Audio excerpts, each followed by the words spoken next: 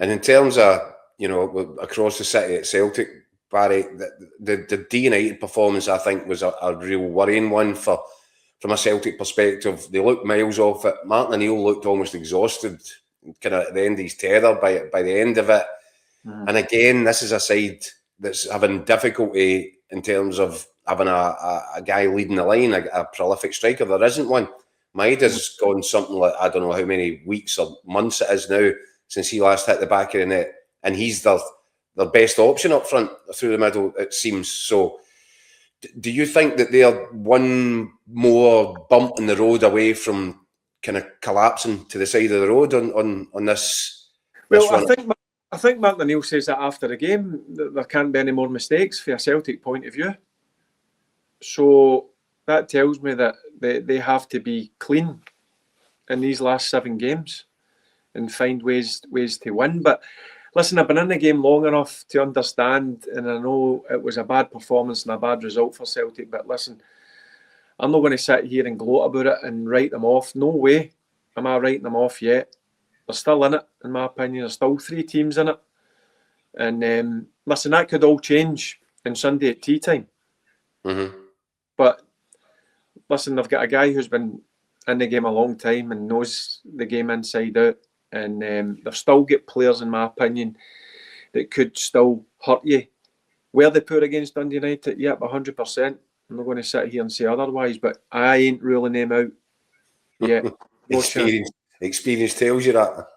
It does, but I think I'd be a fool to write Celtic off. I still think they're still in the title hunt, but again, as I said to you, that can change on Sunday at tea time.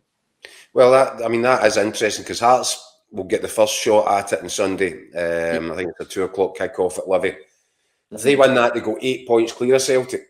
So would you say then that if Celtic drop anything at Dens Park later in the afternoon, that they're in serious trouble at that point? I think it would be difficult for them. Rangers and Hearts would obviously clearly need to go on a horrendous run. But I think it's clear to everybody. I think it's clear from Hearts' side, Rangers' side, and Celtic side that I think you need to be near on perfect in the title run. And do you think that one of these 3 sides are capable of going unbeaten? I mean, unbeaten's not going to be enough.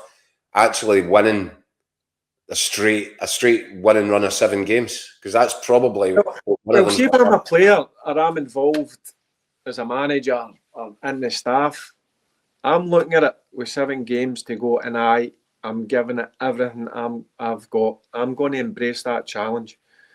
That's from a Rangers point of view. That's what Rangers have to do. In terms of Hearts and Celtic, I understand I've got to speak about them, but I'm not really interested in what goes on there. I'm more interested about Rangers and how Rangers cope with this. And I'm quietly confident that Rangers can have enough over the course. It's certainly these next 2 games. They're not going to be easy, these games. I mean, Dundee United, as I mentioned, good result a couple of weeks ago. And then you're going to John McGlynn's Falkirk. Yeah, that's a tricky game. That's another tricky game.